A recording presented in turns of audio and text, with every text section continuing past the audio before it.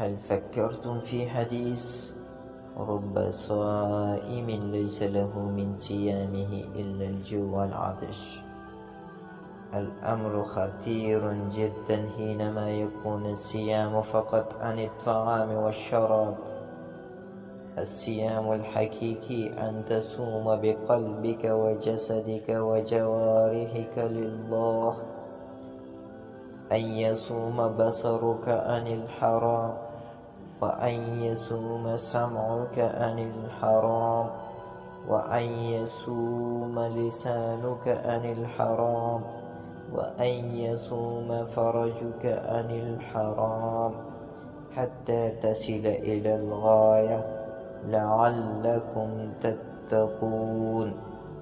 نريد أيها الأحبة أن نصوم صياما صادقا حقيقيا، صياما